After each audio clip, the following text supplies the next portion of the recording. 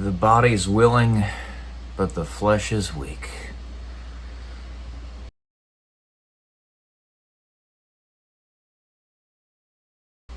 Welcome to day 239 until I'm a YouTube millionaire. So, I threw my back out. I was at the park yesterday, throwing everything I got at trying to get my body back from what happened, the crucifixion disease that I have, where the veins and arteries in my distal arms and legs somehow, out of nowhere, doctors don't know why or how, obliterated. They dissolved. I actually watched one of them dissolve before my very eyes. Literally, I've had hundreds of doctors take a look at me to try to figure it out. I've had several angiograms and CT scans. I've even had a bypass surgery because I almost lost my toe due to it. And I was commended by my friend Chris Dindo on here a little bit ago about my tenacity.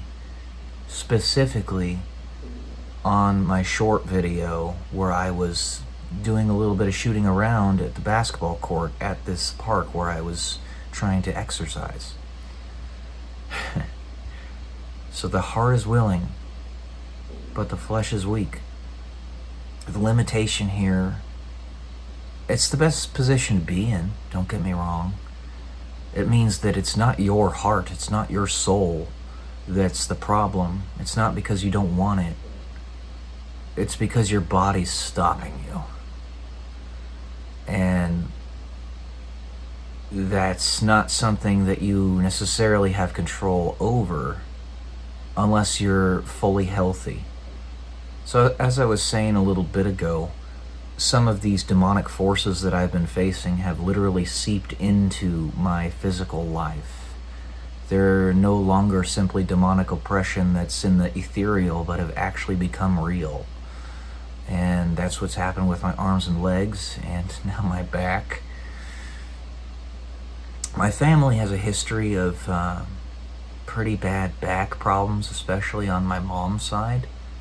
But none of the four of us, the four siblings, the children of my mom, have had back problems.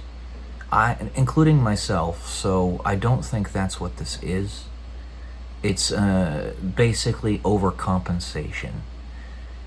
Because I can't get my legs to move as well as I'd like due to the poor blood flow, I have to lift them up a little bit more with my lower back than you would otherwise, and I strained a muscle. This has happened to me before, but you have to know your limits, and sometimes that requires you to test them and misstep a little bit, go a little bit outside of them. This is what happened. I used to have a workout routine where I would do S sprints on the basketball court. This was in response to me starting to notice these physiological problems that were occurring because my arteries and veins were starting to dissolve. And I was trying to figure out a way to fix it. This was back in like 2021 that I started doing it. Well, no. I actually started doing it in 2019 when I was still over at Dayton, Ohio. And it definitely improved my cardiovascular health. There's no doubt about that. And, you know, everything else, but it couldn't reverse what was happening with my arteries. It couldn't. That, I think, was due to some type of radioactive exposure that I don't know about consciously. And when you get radioactive exposure, that resides within your body and your cells for literal years before it fully dissipates. So the dissolving of the arteries and veins was going to continue for years no matter what I did. And it's only until just recently that it seems to have finally filtered out of my system, whatever it was. And I've been able to try to go back in the other direction to get my health back. I've never given up on my physical fitness. I've been working out this whole time. I've just been modulating it depending on what I'm capable of. I rode my bike for the first time in about 3 years a couple days ago, the day before this happened. And I played basketball for the first time in 4 years. I did the S sprints for the first time in about 3 years, maybe 4. So it's a good position to be in when it is the body that's the limitation, because the true you is not. And that means that you really do want to improve your lot in life. And you truly are leading in some way, shape, or form. But at the same time, you got to respect those boundaries. If you don't, you're going to fall apart. This is where the rubber meets the road. Right here. Where you can legitimately see what's happening. So all of the exterior forces that St. Padre Pio tells us are there, that if the demons could be seen in the physical realm, they would be so numerous that they would blot out the sun. This is where you can see it, and where all the realities are converging onto the collapsing of the wave function that is the reality in which we live.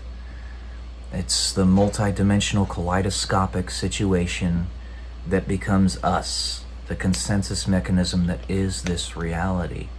And that is why your will is so important. That's the battle between the enemy and God. It's a battle of wills, and this is it. I don't know a better path to take, because we don't have medical tools to act as a panacea to give me back my health. We have stem cell therapy, but the limitation is I've been delayed. I've tried to get the stem cell therapy, but the studies that involve it have been delayed for years. And if I wanted to do it on my own, it would cost tens of thousands of dollars of money that I don't have. Even though it looks like I do, I don't actually. I just move around my resources to make it so that I can do certain things, like buy this house next door. I don't actually just have that money. Some people might think that, but a wealthy person almost never simply has $10 million in their bank account. They have it invested in stuff. And I'm not a wealthy guy, but I do have resources and I invest them, okay? So I don't have the money that I can simply burn on going to Tijuana and getting the surgery, what is it called again? The stem cell therapy myself. So I know that there are many people out there that are in a similar situation to me, where their bodies are the limiting factor. You know, just keep going. It might not look like it, but God does see. And where you literally can't go any farther, that's where He's going to step in, whether you can see it or not. I have faith in that. And it's led me to stay alive through all of this. I can tell you with 100% certainty, when I left the military, the only way I escaped as relatively unscathed as I did, because I went deep into enemy territory going there, was by listening to Him. It was late, but I did listen. So, He'll always find a way for you.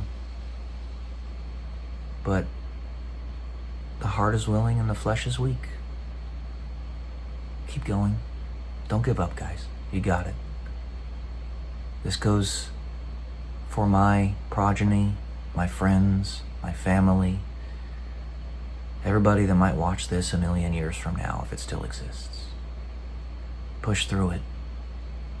it means so much more than you think it does, even if in the immediate it doesn't look like you're winning. So, all right, guys. That's it for today. Love y'all. Peace.